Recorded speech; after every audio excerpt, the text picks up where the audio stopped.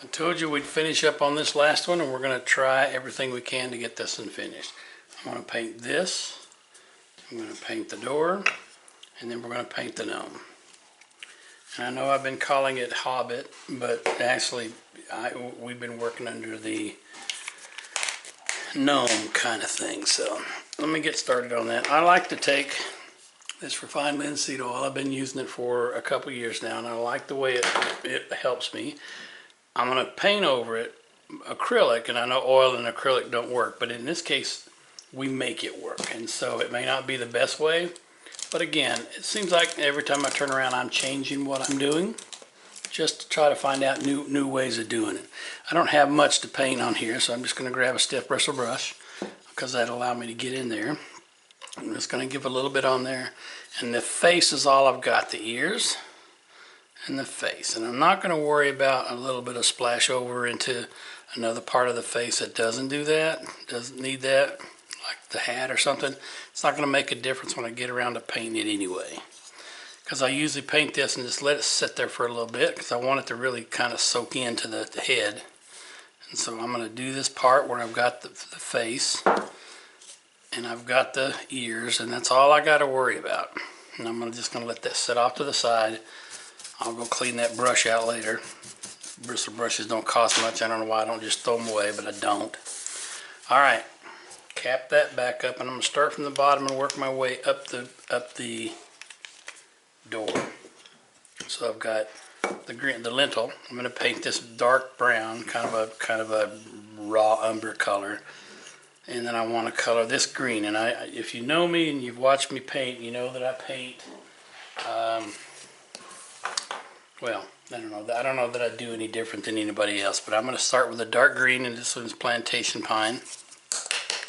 And I don't need much because I'm going to paint it dark green to start with. I'm going to come back and highlight it with this light green foliage green. I've got yellow in there. I could do that, but sometimes yellow up against that makes it look really stark. And so I really take the paints. We're using this Deco Art Americana kind of paint. We've used it for a long time, and most everybody uses that. That's what we use. Alright, where's my little... There it is. I bought a new set of water droppers, and I seem to be using this same one all the time. It's so dirty, but it doesn't affect it because I'm just putting water through it. I'm going to water that down quite a bit. I want a lot of water in that paint well, because when I go in here and mix it, and then I go to put it on my carving, I want to really just have a watered down stain. I don't need a lot of heavy thick paint, and I know a lot of you do like that. Then that's fine for you. It is not the thing for me, and so I'm just going to stick with what I like and what I feel more comfortable with. So I'm going to start with the dark, and I'm just going to, let me get a bigger brush, otherwise we'll be painting that same thing 10 hours. Get a bigger brush, and I want to make sure that every time I do this, when I go into that well, I'm mixing it up. Otherwise it's going to be really dark in some places, and other times it'll be just plain water. So I wish the brush made a sound like the carving does. Carving knives do. They don't. Maybe I ought to make up noises like Bob Ross does. But I don't think you want to. Life is too short to sit there and listen to YouTube. Some guy just making sounds as he paints. Although I've heard from some of you, and I appreciate your comments. Whatever comments you say, I listen to every one of them. I may not agree. And when I don't agree, I usually wait a couple days before I respond, simply because I want to make sure I don't come back with a little bit of sarcasm or whatever. I worked with teenagers for a long time, almost 40 years, and it's almost like their default was sarcasm, even though the education system tells us kids don't get sarcasm. Mine did, because I was blistered some days, just, good-naturedly.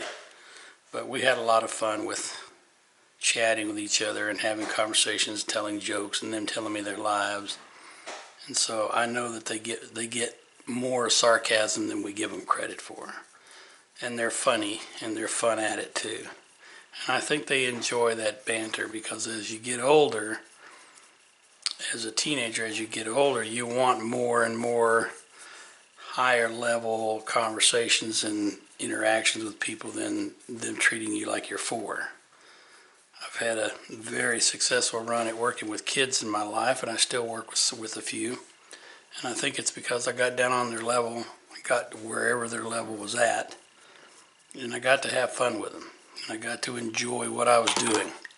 It wasn't perfect by any stretch of the imagination, but it was fun. I'm going to take this light green and I'm just going to kind of put it everywhere, and then we'll blend it a little bit later, a few minutes. But I just want it to have some kind of randomnicity. Is that a word? If it isn't, I just made it up. If it is, thank you for inventing that word. But I'm just keeping some green in here. I'm going to come back with my, just dropped something on the floor and I don't know what it was. I'm going to come back with my brush, dip it in the water, and I just want to feather things out. I just want to make sure everything has a good meaning to it. I look like I missed some spots on the edge. But I'm just trying to make sure that I have no harsh lines. I've got an edge. And if you want a third type of interaction with this color, I could wait until it was dry, but I don't really want to wait too much. So I'm going to come in here and I'm going to get cad yellow. Nope. I'm going to get golden straw. Golden straw has a kind of a brownish earth tone to it, and so I don't need much. I'm going to put just a little bit out here. Let's scoop it out here on the middle of my well. And again, I don't need much, but I'm going to then come back and kind of dry brush it a little bit. I just got a stiff makeup brush that I got at Walmart or somewhere. I'm going to dab that in there until I got a goodly amount of paint on the bristles, and then I'm going to come back here and I just want to float over top of it. I just want to give it the impression that it's got some overlying undercolors. The underpainting part that painters talk about that doesn't necessarily really show up all the time, but on this one it's going to show up a little bit. Okay. Turn it around another way, look at it from a fresh set of eyes. A couple of spots I missed in this. Whenever you tool something like this and you go back to paint it, you're always going to miss something because your paint goes right over that spot, your paintbrush. So you end up leaving, look at it right there in that corner, you end up leaving a few spots that you should have painted to start with. So we're going to sit that off and let that dry. But I think there's enough variation between the three colors that we use. The dark, the lighter highlight, and then a dry brush over top of it. I think that's going to give us what we want. I think most of you are waiting to see what I do with this door, and so here's what we're going to do. Put that off to the side, put that paint up. And I've got primarily three colors on this. I'm going to use black, I'm going to use brown, and I'm going to use an earth brown. So I'm going to start with soft black. Soft black. I'm going to use bittersweet chocolate. It's a transition between that and the brown. And then I'm going to come over here with some burnt sienna. So first underneath I'm going to do a dark, I want to start with the mid color. So this color is in between these two. So I'm going to start with that color. Make sure you mix your paints up really well. Doing this, you hope it shakes them up, but sometimes those paint jars have been sitting there for a long time. And you want to make sure that the medium and the paint have the right mixture as it comes out of this tube. And it looks pretty good. Add a little bit of water. And this is the heavy painting. I'm just going to come in here. Let me mix first. I have an old wore out brush that I use for mixing paints rather than mix it with a good brush. Because we have a tendency to, okay, I got it. Now I'll go in here and rinse it off. And I can guarantee you that little bit of rinsing just took off the surface paint. So if I want more off of there, I would sit there and do that over and over and over. There's the color I want. I actually want it a little bit darker, but this is going to soak in well.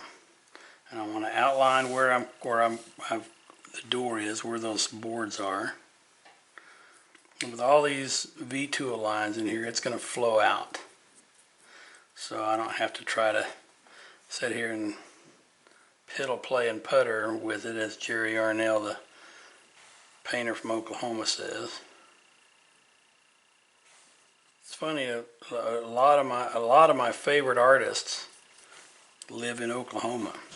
Gerald Sears is a great carver out there from the CCA. Jerry Yarnell does painting on public television. Lynn Dowdy from Out West Wood Carving does that.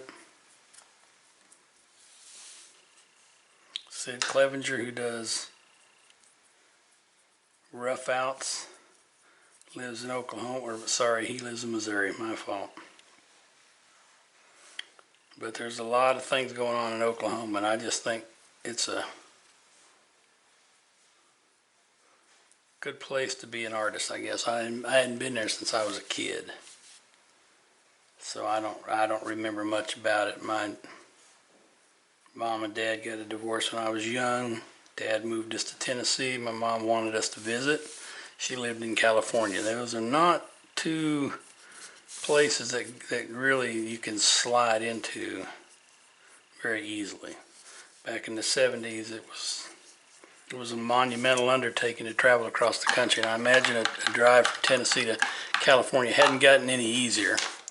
But anyway, we took a trip when I was a little bit older, and we drove out to California, and I remember we stopped in a few places, and I don't remember anything about Oklahoma. I just know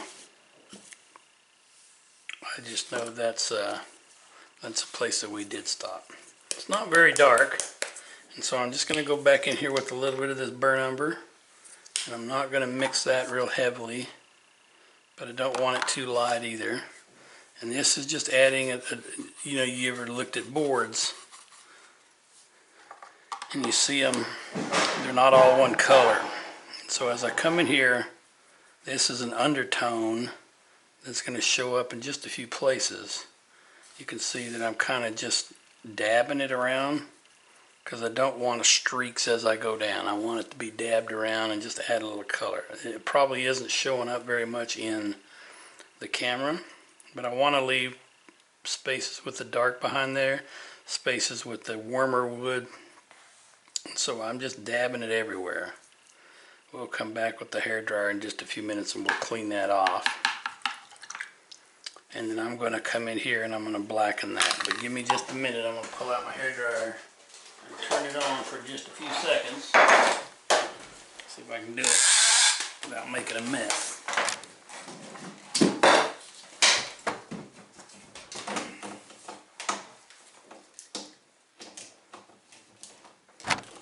I always do videos and I always tell myself I need this, now out before I get started, and there's always one or two things I miss.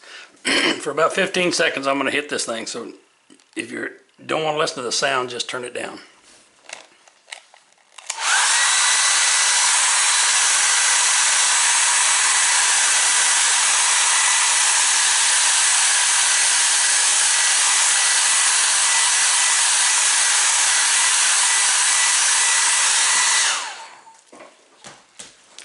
And we're dry. I keep hitting this thing with my head. We're dry. Put these back over here, except for the black. I want a little bit of black because I'm going to get down in those shadows. And I'm going to color the hinges that way too. So scoop a little water out of there. That ought to be about enough. Mix it up.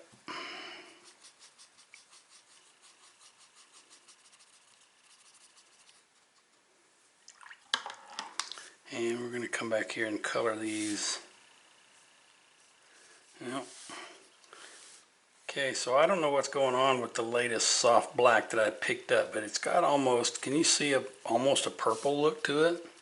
The last two bottles came out not looking like soft black. Now, I'm willing to understand that might be my fault because I'm watering it down quite a bit. But boy, it's got a purplish tint to it, maroonish tint. So I'm gonna see if I can get by with that by adding more pigment. And if I add more pigment, it gets more purple, then I know there's something wrong with the mix that they're doing. If I add it and it comes out okay, it looks a little better. Okay. So maybe it's just that I don't need to water it down too thin. But anyway.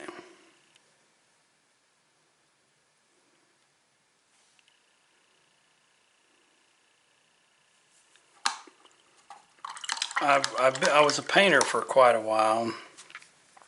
I did watercolor and acrylics. And one of the things I was very protective of at the time was my brushes.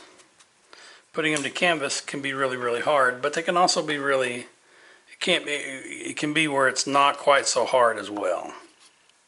Depends on the type of bristle brushes or whatever you're using. Mixing just a little bit of that black that I had so I can give myself a shadow, and I really want to water this down because I want the shadows to fade into that woodwork. I'm going to get a little thinner brush that I can use. I'm just using a little brush. Anyway, back to my talk about brushes. I don't really care about brushes. Honestly, I know there's people that say buy the best you can, but I've heard people buy $30, $40 brushes.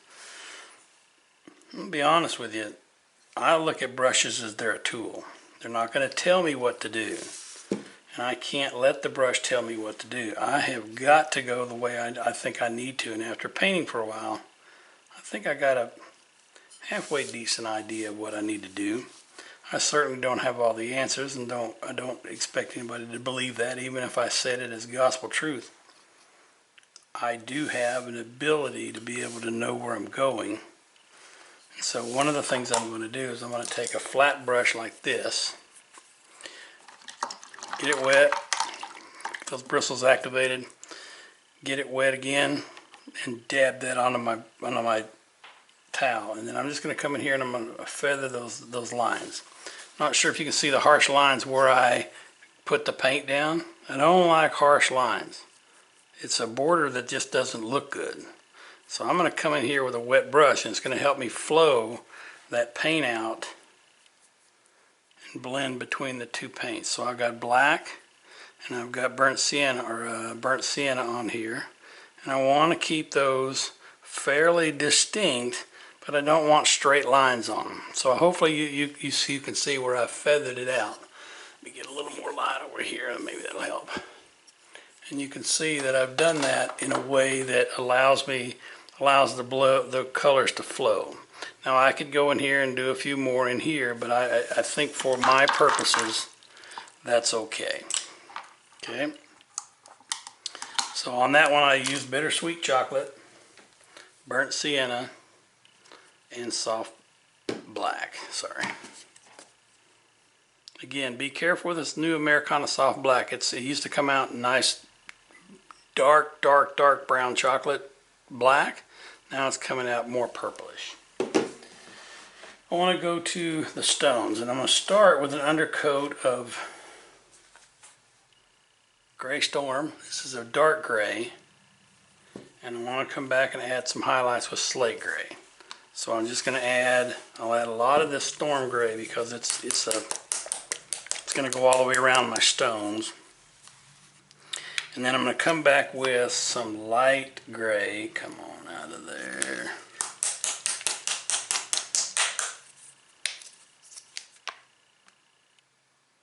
There we go.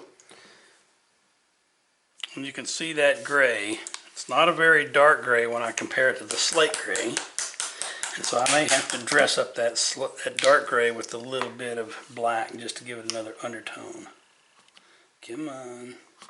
Some of these paints I haven't opened up in a while.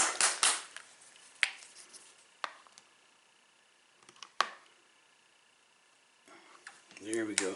Now I don't know about you if you can see that. There's not a whole lot of difference between these two. So I'm going to come in here with a big brush, pick up some of that dark and see what it does when I put it in there with that gray.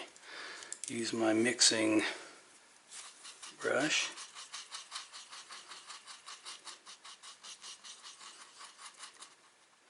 It did make it a darker gray. More of the gray that I was looking for. Now you can definitely see the difference between those two. When we put water in there, you know, it has a tendency to change that hue as well. And so we're going to put that in there. And then when we mix it well, I am going to get the gray that I want, because watch this. There's that gray. And here's the light gray with, I didn't mix it up. Here's the light gray that goes to it. Those are two good light and dark colors, and allow me to do a dark gray, then a light gray, and then come back and maybe hit some of those mortar joints, or maybe it doesn't have mortar joints. If I didn't use them as mortar joints and put a definite color in there, then I could use them just as joints between the two and not worry about the joints itself as if they were laid there with mortar. They would then just be shadow lines down there. So I'm going to take this paint and I'm putting it on straight, and it's going to make it fairly dark. But that's okay. This is a heavy-duty Hobbit door, fantasy door, fairy door. I've called them all three of those, and it was funny. I did a class several years ago where I did this, probably 6 years. And the way I do it at Woodcraft is I tell them what I want to teach the next time, and they don't care what I teach. They just never put the instruction or the subject on there, because they use the same advertisement in their flyer. It just says, come and learn a new hobby, you know, new carving. And I've said, can we put that in there? And they say, well, because it's different every time, we got to do that months ahead of time. Sometimes 3 months ahead of time they put the flyer together, because that's a corporate thing. So Woodcraft is a franchise. And so as a franchisee, if any of you have ever been a franchisee, you know that there are just some things you just have to do, because that's what they require. It's what your contract says. So anyway, back to my story. Most folks don't know what they're getting if they sign up online, because there's no pictures. If they walk into the store and sign up for the class, I have an example of it laying there on the table, both in our maker shop and in our Woodcraft store. So anyway, this guy signs up online and he comes to class, and we're doing a fairy door. Big burly guy. I want to say his name was Ben, but I don't remember now. We're doing the carving, and I can tell he really wasn't really into, you know, the whole fantasy kind of thing. At least he gave me that impression. I didn't ask, so maybe I'm making assumptions. But later, about halfway through the night, when I've turned the students loose on doing their thing, I've shown them what they need to do, and then they just need to repeat it. For instance, if you can paint one stone, you can paint all of them. Halfway through, he says, I want to apologize. And I said, well, apologize for what? You didn't make me angry. He goes, no, I was frustrated because when I saw the project, like, who wants to paint a fairy door? I mean, really? And what he didn't realize was it didn't matter what the subject was, and it didn't matter what the class was about. It was about learning how to carve. That was the important thing. And if you came with the attitude of show me how to carve perfectly, or show me how to carve a Harley Davidson or whatever the subject you pick, then I'm not going to show you how to carve a Harley Davidson or paint one. And he says, I learned everything I need to know about carving and painting and whatever in this class, and I didn't want to learn about a fairy door. I said, well, you don't have to keep the thing. You can, you know, give it to some niece, nephew, son, whatever, daughter, neighbor, kid, whatever. You don't have to keep what you make in class if you don't like the subject. He goes, no, I think I'll keep it because I really enjoyed the learning part behind it. I just wasn't sure I'd get much out of painting a fantasy door. So again, one of those things where you just really aren't sure where karma or God or Allah, Yahweh, whoever your supreme being is, or even if you don't believe in a supreme being, you believe in the Earth Mother, Earth Father, whatever, wherever that is leading you or guiding you or kind of nudging you, sometimes you just got to go with it.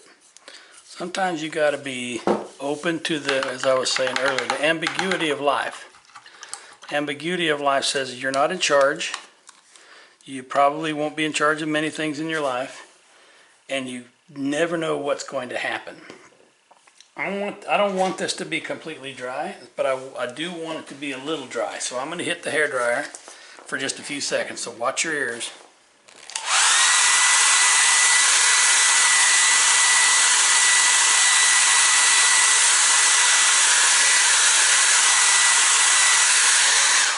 So I didn't want any shiny wet on there, but I did want to sink some of that wet down into the background. And so now I'm going to come back, and I wish this paint was a little bit thicker, but we'll try to make it work. I'm just going to come back and I'm just going to hit some highlights, and it doesn't matter how I put them on. This is the underpainting. There would be no straight lines here. So let me do this. We'll come back and we'll start to play with it. I'm just throwing paint on there. Doesn't matter how much or how little. And then I'm going to come back with my other brush that I was using. I want to just dab it. And on this one I shouldn't have any lines that show a delineation between one and the other, because I painted them both fairly liquidy.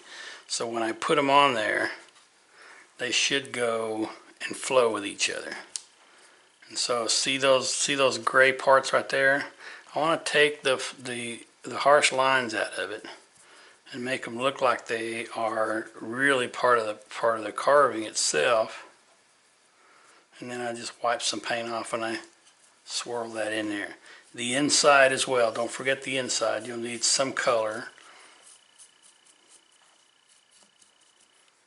And so I've got a little bit of dark and a little bit of light in there. I'm going to dry it for a second because I want to. No, I'm not going to do that. I'll do that. I'll do both of those at the same time. I was going to dry brush the door and the lintel at the bottom of the door, but we're not going to do that yet. I can use some of these colors. I like these colors. I want to use a light gray. Look at this light gray here. He's got light gray pants. So I'm just going to paint everything that's pants. You know, don't put this paint on the face. The face is not gray. Or maybe your gnome is. I don't know. Anyway, I just want to paint the pants gray. I apologize. I got the camera screen sitting right up above my head, and I still get off screen. Maybe in the 20 years after I've done this, I might figure out how to do that. I keep putting little dots on the thing, or a little piece of tape, and then I put a piece of paper towel here, and it covers it up. It's like, what did you do that for? I don't know. It's funny, my wife will say, why did they do that, or why are they doing this? And I'm like, I don't even know what I'm doing. So you're asking me to get into somebody else's head and figure out what they're doing? It's not going to happen. I have no idea. We have a guy in our club that when we clean up at the end of the night, he doesn't use a small broom to push the chips into the dustpan. He just scoops them into a pile and then comes behind it with the dustpan and scoops them all up in one fell swoop using physics, he says, because he was a physics teacher. So he wasn't there the other night, and I was going to do that, and I grabbed that thing. I said, let me see if I can get this right. There goes, oh, you're going to do the Bob thing? I have a hard time doing the Eric thing sometimes, so I'm not trying to do anybody else. I'm just trying to be the best me I can be, and sometimes that don't work out too well, and sometimes it does. Okay. I don't like to paint two surfaces together, so two things together. I want to give him a hat, and I don't have a color out here. Yeah, I do. Let's use a green hat. This is a gnome. We can give him just about any color we want.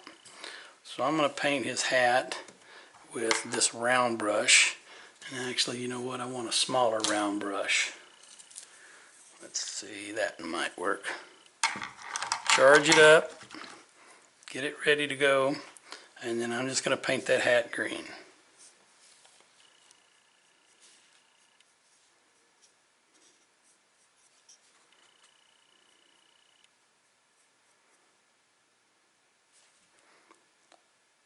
I don't try to get a lot too fancy and make these things perfect. These are beginner / intermediate carvings classes that I'm doing, carving projects.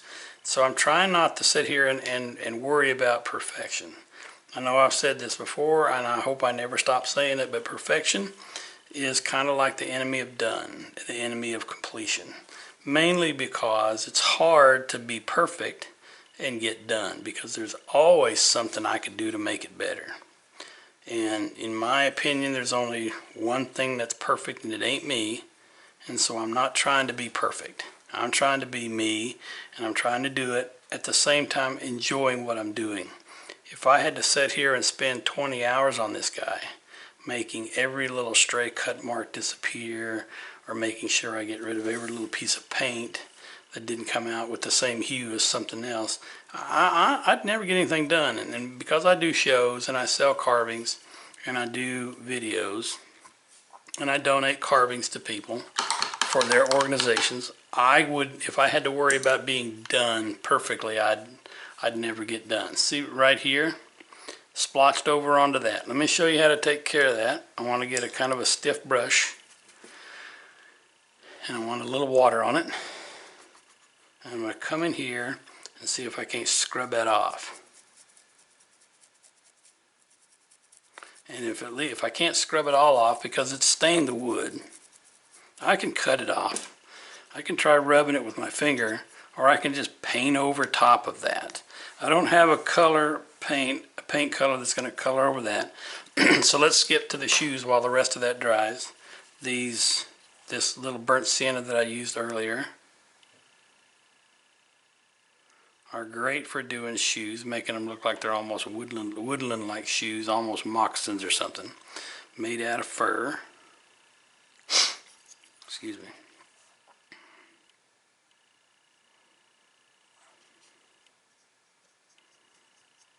Hope you're enjoying this project. I get a kick out of doing gnomes. I do a lot of them, and a lot of times I've been putting a knife in the hand, in one hand, and a walking stick in the other. It's not my trademark, but it's one of the things that I've done a lot of, and I've done them all from short to tall to fat, skinny, whatever. I like the idea of gnomes. I'd like to think that really were gnomes out there, and I spent a lot of time in the woods in my life and camping and whatever, and don't say that I've ever seen one, but every once in a while you feel like if you turn fast enough you might catch a glimpse of one. I watched a show about Norway earlier today, and they talked about how the troll was the official, not mascot, but official creature of Norway, and people really enjoy gnomes. Okay, we got a shirt to do, and then we got a beard to do. So I can do that beard from what I already have. It's going to look a little bit darker than this because I'm going to use that dark gray that I was using. We may highlight it when we're done. I'm going to go ahead and do that now.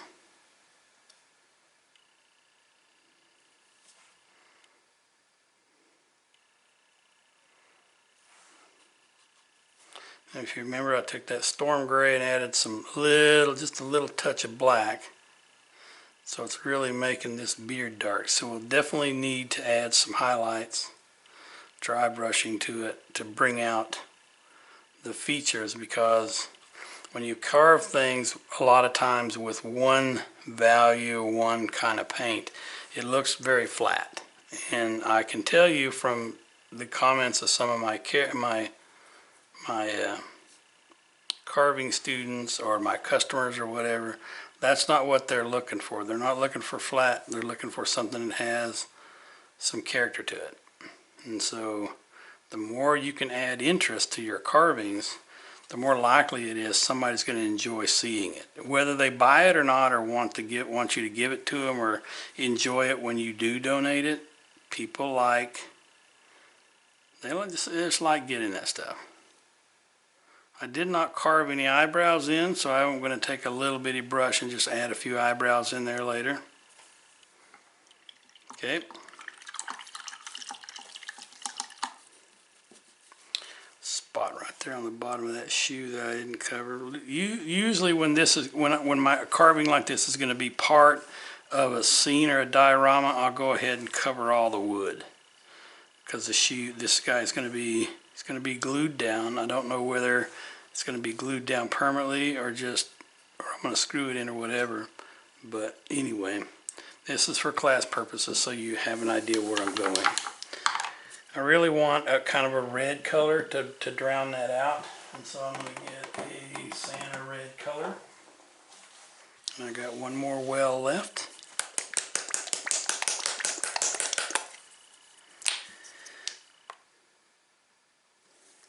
Don't need a lot of paint in there, I just need enough to cover that shirt. Get my mixing brush here. Nope, mixing brush over here.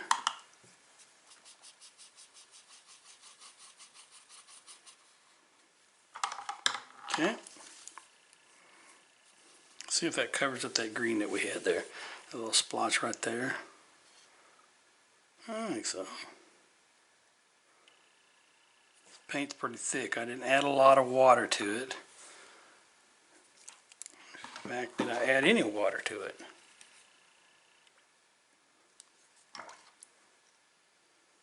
There we go. Now we can spread that paint out a little bit more.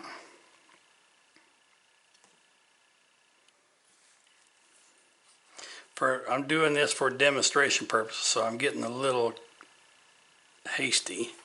I would suggest you not do that on your carvings because it will show. You'll end up using the wrong brush. It's too big, too small, whatever. But I encourage you to take your time.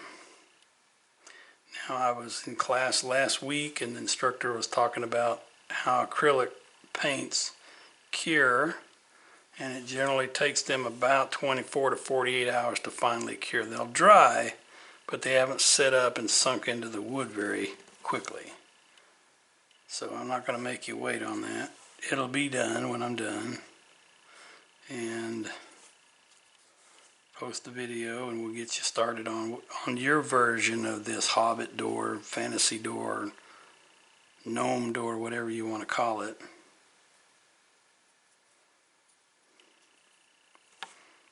Get this little bit of touch right here where the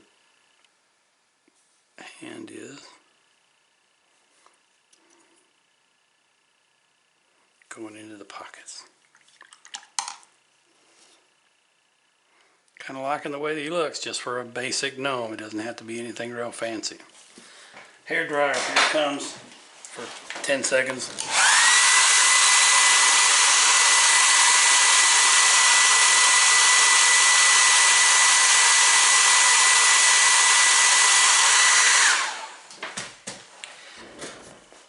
For dry brushing, I've got several different techniques, and it just depends on what I want to do with the dry brush.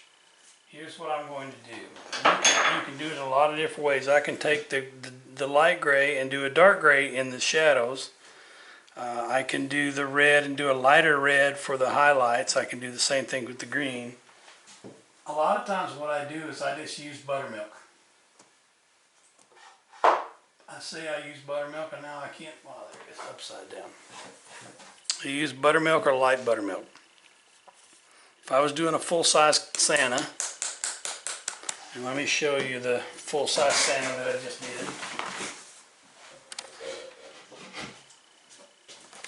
Took Pat Morris carving a woodland Santa, and we did one with lacquer down, paints, and then lacquer on top. I did this, and when I came home and did it my own way, which is where I have the paints watered down. And so you see the difference between the one that we did in her class. The paints are a little bit heavier, but it's better for shadows. And so when I did the dry brush, I don't know if you can see, the dry brush on the grass was light green. The dry brush here was more of a buttermilk. I'm not sure if you can see all that, but there it is, it's showing up right there. Anyway, a nice little project that I enjoy doing. And so for this buttermilk, I'm going to dip right out of the top, right out of the lid. I want to get the biggest kind of a makeup brush that I got. Go in, quite a bit of paint. I want to dip it in there and push. And I'm going to do the grass because I can always go back over the grass. So you see the grass is in those three colors. Dry brush over them. Adds more texture to it, more depth to your painting. And I think it adds a lot of character to it. There's still a lot of paint on my brush, so I'm going to lay that off to the side. Do the door. What you want is your cuts go this way. You want to do that across it. I need a little more paint.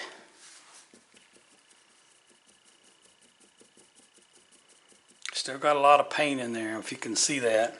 And I'm going to dry brush across. I don't want it real heavy, but I do want it to be on the carving to add a little bit more of an interest to it.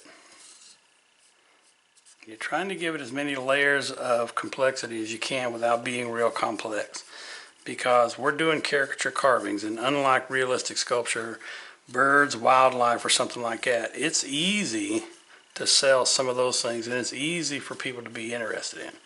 Caricature carving, you got to tell a story, and if you're not very good at telling stories, people don't get your story. You got to make it stand out.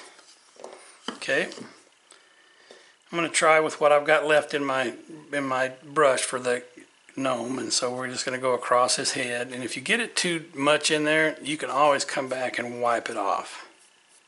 So if it's too stark, see how I'm doing it very, very lightly. I'm going across the facets. And I'm going to come back here in just a minute and kind of rub them in, because I don't want it to be real stark. Here's the beard.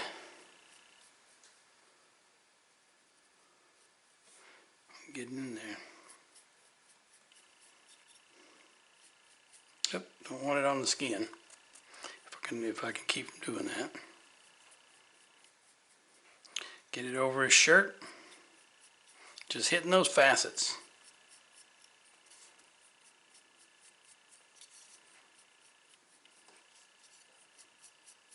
They're not going to show up on those pants very strongly.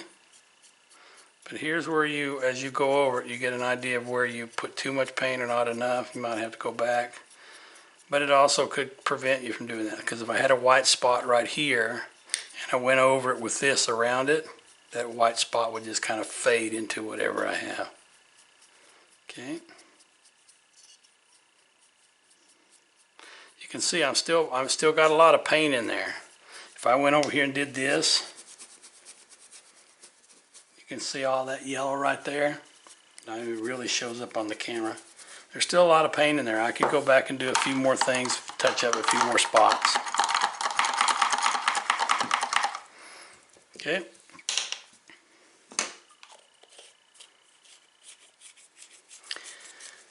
A little bit of white. I just needed just a touch of white. I'm going to use a warm white just to touch those eyeballs. And these eyeballs are going to be, they're very tiny. And I don't need a big brush. I need a little bitty brush. Look how little that brush is. And there's not a lot of bristles in there. And so I wet them to get them together, because I don't want them separating. And so I want the white that I'm using them on to go just exactly where I want it. So put a little bit of white on there, and I'm going to go into the eye. Really, really small eye. You're bound to get some on the edge. So if you're wet, you can go back and wash it off if your brush is still wet.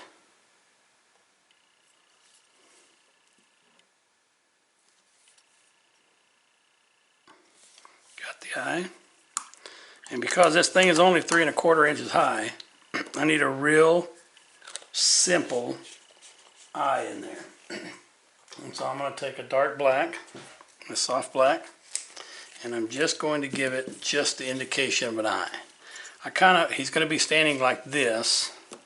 So at the door, he's going to be standing like this. So we're going to want him looking kind of over this way, but because I've carved the eyes the way I've carved them, flat plane, I don't have a whole lot of room to have the eyes going in a lot of different places. So I'm going to put a dot right here. And then I want to put a one on the outside as well. I'm going to make this dot out here a little bit bigger. And this dot in here a little bigger as well. You see that? I feel like I need it to be a little bigger over here, so I'm going to add just a little bit more color. I like him. I think he's going to turn out pretty good. Okay, I want to go back in here to my dark gray. Let's pick up just a little bit, and I just want to give a little bit of touch to that eyebrow. Doesn't need much, but now he's got eyebrows. Okay, and we are done with painting except for one thing. Can you guess it? Couple of seconds there to guess that while I look for the paint I want to put that on. I didn't paint those things right there. Don't need much. There's probably enough left up here in the top of this silver. I just want a metallic silver. Nickel it says. And I'm going to just dab this in there. And again, all my stuff is out in the garage waiting for the remodeling to be done. So my little styluses are out there. So I'm going to have to do this with a small brush. Hope I don't screw it up. Just a small dot there. Another small dot right there. Another small dot right there. Here. Wipe it off. Get it off of there. There we go. See how easy it is to fix sometimes with this acrylic?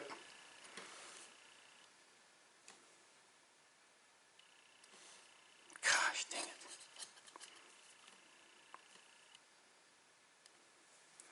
And you know what? I lied to you. I did not paint this here. So let me go back here. I got enough paints in different colors out here that I can do that. Let me get out the ones I don't want, get the one I do want. I want to provide a little bit of color, so I'm going to use that dark color. This will fade under the door, make it look like it's a well-worn doorway entrance. I lied, I said I had one thing left to paint and I actually had two. Sorry, hope nobody fires me. Don't call the boss. She might get mad if she finds out I'm not doing things right.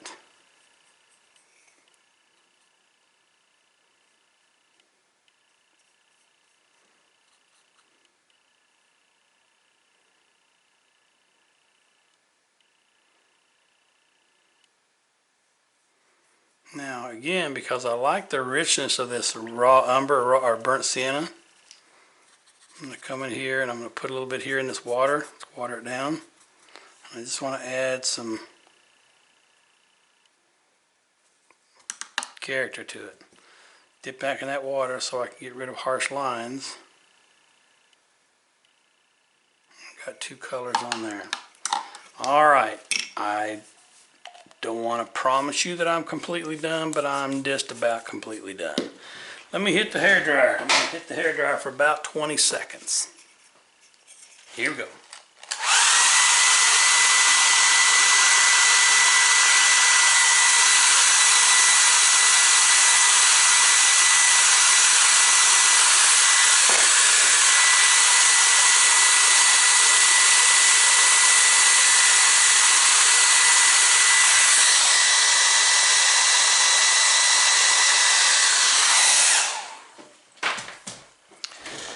While I was doing that, I saw a little bit of his eye. This eye does not have enough black on it. I put too much on the other side, so I'm just going to grab a little brush. Hopefully this is small enough. That's raw umber. I don't want that.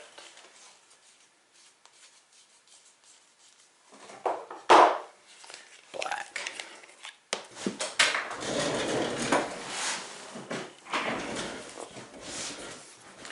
I don't know if you can see it, but there's a little more black here than there is here, so I'm just going to add just a little bit more.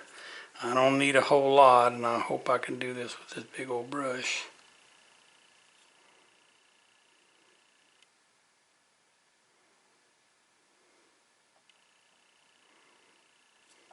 Maybe you can see that, maybe you can't. And maybe it didn't matter to you, and I'm the only one that saw it. But since it's my carving, I get to do what I want to with it, and I decided to make that eye a little bit bigger. And then one more thing. I promise, one more thing. I want a dot. I want a little dot. If he's looking one way, I want the dot to be on the opposite side of the face. So he is looking this way. I want that dot to be over here. So I'm going to take that, a little bit of white, just a little bit of white, and put a dot right there. Dot or a dash, whichever you prefer. There's not enough paint there to do that.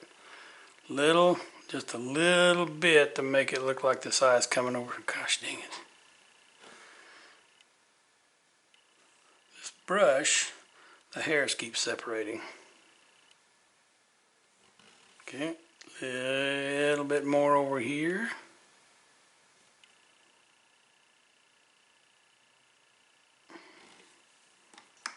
I'm going to call that good. Good enough. Because perfection is the enemy of completion. I don't know how long we've been going, but let me put this together. We've got that. Oh, let's put that in there too. We forgot the little doorknob. I'm going to put that doorknob in there with a little bit of glue. Let me find the glue real quick.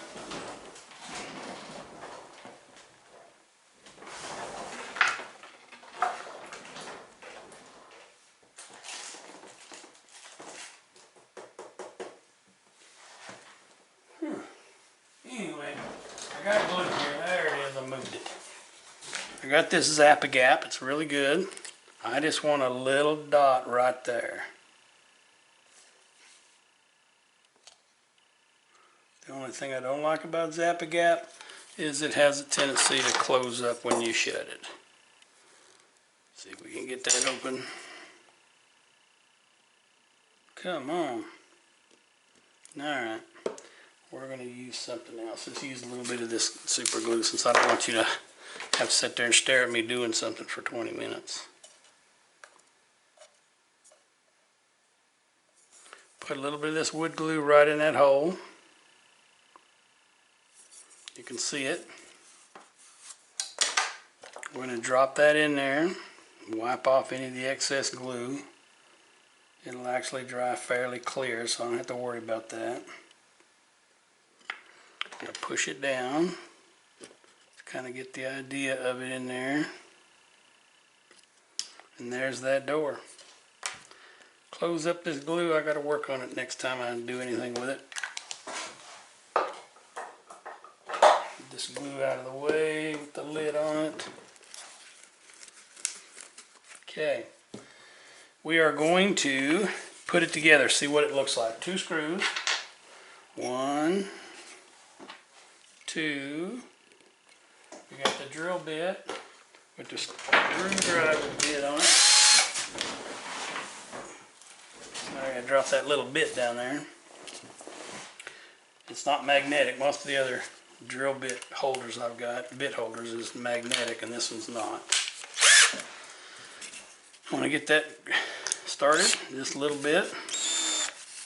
Because if I have that screw sticking out of the other side, a 1/16 of an inch, it'll slide into that groove real easily. And I've got that in there like that.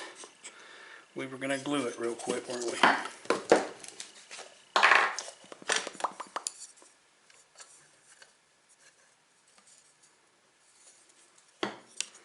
going to spread some glue over that. Don't need a whole lot. I don't want it squirting out of there much. Put that in there. Line up those 2 holes. Screw that in.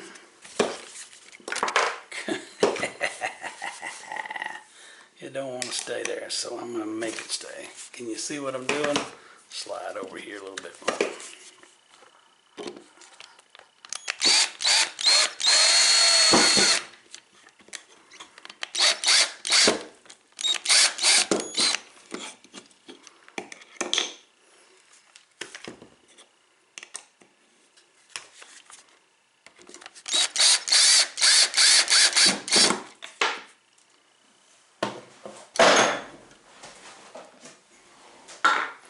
glad to get my house remodeled so I can get back to doing what I want to do.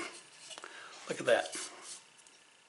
Whether you glue him on, come through with screws, whatever, this fella is looking pretty fly, as the kids say.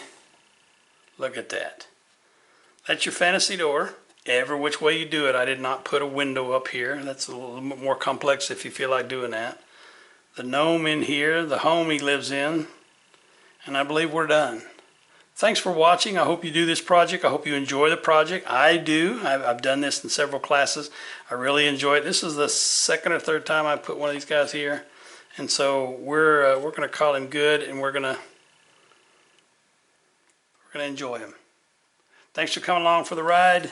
I'll see you on the next video. God bless all y'all.